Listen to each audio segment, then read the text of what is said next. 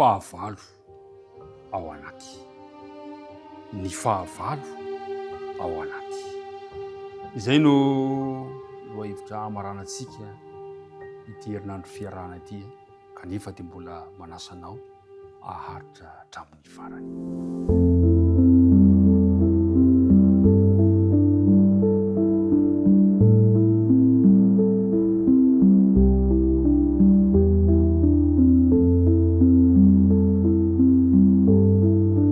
Zomany andro miarabantsika indray, samy natory tsara, mino aho fa samy nahazo hery isika rehetra, nomeny tomantsika mantsy ny fahavelomana ka dia hisorantsika azy ary dia mifampiarahaba isika. Raha tsara dia mifandray tanana, dia ifandray tanana isika mba ho marika izany fifampiarabana zany, ary dia mirarisoanao sy ny ankonanao ny fiadanana ne ao amintsika tsiraray avy. Andeha ary hiaraka hivavaka isika raha no indray hanomboka izao dindinika izao. Andriamanitra rainay any an-danitro, misaotra anao mandrakariva izahay noho ny alehibe ny indra fonao sy ny fitiavanao aminay. Natratra ity fotoana sarobidy ity indray izay ankehitriny, hiaraka andinika ny teninao, amitina aza ny maromarina kokoa ny zatra andraisana ny herinandro, kanefa azonao iantoka fa omenao anay isan'andro isan'andro lesona sahaza ao anay, sakafo sahaza ao anay, hitondra soa amin'ny fiainan'ny tsirairay avy.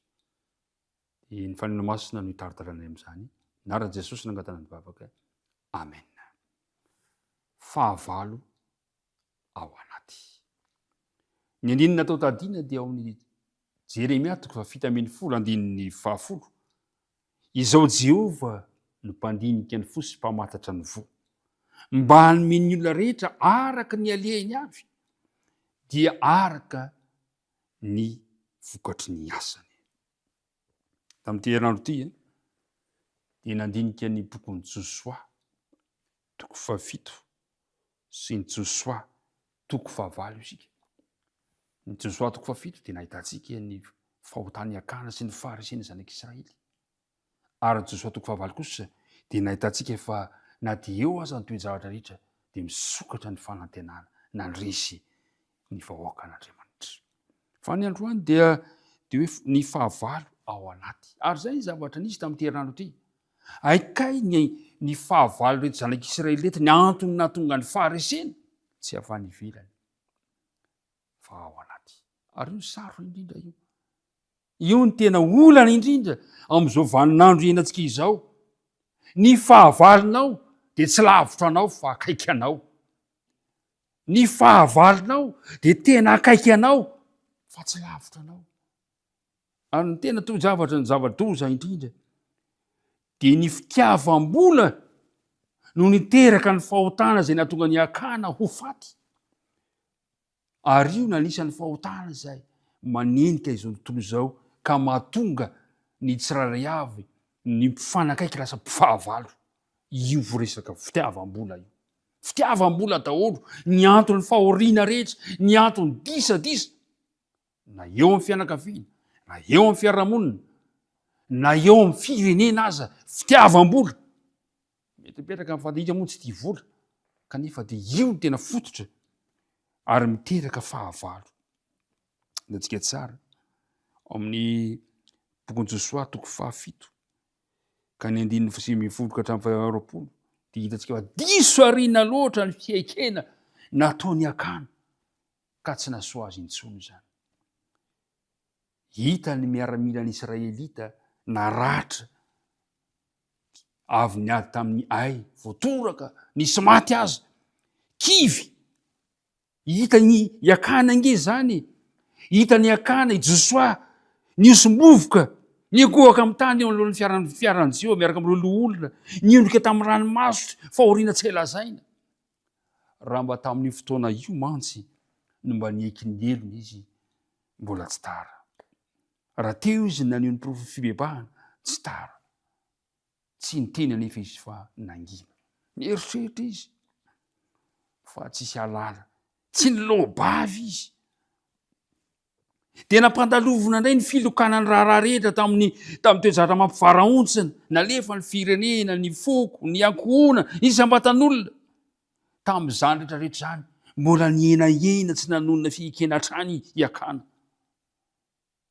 fa nandrasany ny ratsan-tanan'Andriamanitra hanondro azy teo izy vao niteny saingy izao tsisy hevitra intsony, tsisy hevitra intsony.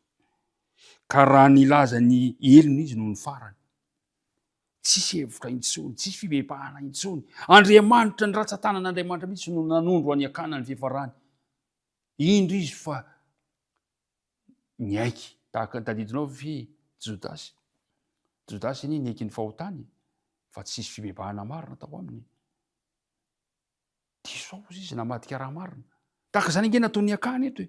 Ka raha nipotra ny fikekelony tamin'ny farany dia ny anehoana ny maharary ny famaizana nahatra taminy izany toezavatra izany. Tsy hita soratra taminy iakana ny fibebahana, tsy hita teo aminy ny nenina sy ny fiovantoetra, tsy hita teo aminy hoe naharikoriko azy igny le zavatra tsy nety nataony. Le mpiara-midinika namana, lesona ho antsika ny tantaran'ny akana. Ny fahavalo dia ao anaty ihany. Ny fahavalo dia eo akaikinao. Andriamanitra ne hitantsika tsara avy. Hitantana anao izy. Ny andina tao tadiditsika ao amin'ny Jeremia toko fafito ambin'ny folo. Jeremia toko fafito ambin'ny folo ka ny andininy fahafolo dia le teny manao hoe izao Jehova no mpandinika ny fo. Fantatr'Andriamanitra ny fonao, mpamantatra ny fo, mba hanome olona rehetra araka ny aleany avy. Any am-pokony Ezra dia mampafantatra mihitsy fa Jehova mahalala ny alean'ny olona rehetra, tsy misy miafina amin'ny Jehova. Andriamanitra ny hita ianao.